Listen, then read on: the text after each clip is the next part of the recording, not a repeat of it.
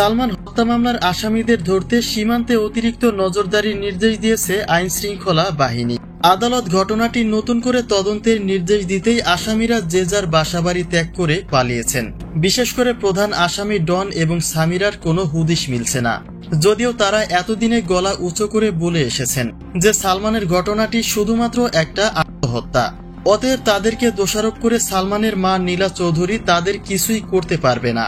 কিন্তু সত্য যে কখনোই মিথ্যের আড়ালে ঢেকে যায় না, তারই যেন একটা বাস্তবতায় দেখা গেল সালমানের হত্যা মামলায়।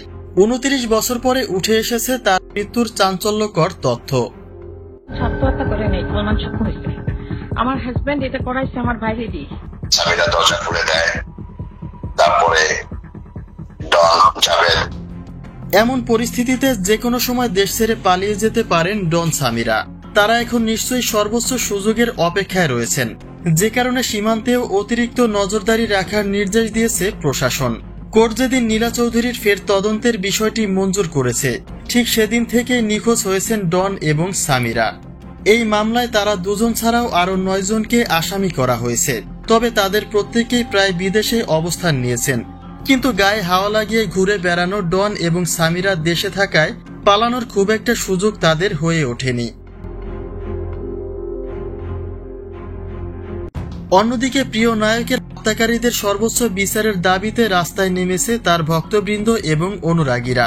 তারা বলছে সালমান হত্যার এই বিচার যদি অতি দ্রুত শেষ করা না হয়, তবে গোটা দেশব্যাপী আন্দোলনের তীব্রতা বেড়ে যাবে।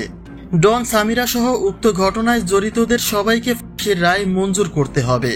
এছাড়াও 29 বছর ধরে এই মামলাটি যেই জজ দ্বারা ভ্যানিশ করার চেষ্টা চলছিল, তাদেরও কঠিন শাস্তির দাবি রেখেছে বিক্ষোভকারীরা। কথা একটাই, সালমানকে কোন স্বার্থে হত্যা করেছিল সামিরা, আর কেনই বা তার একার পেছনে এতগুলি পুরুষ লোক ছায়ার মতো লেগেছিল, তার সত্যতা উন্মোচন করে সর্বোচ্চ শাস্তির আওতায় আনা হোক।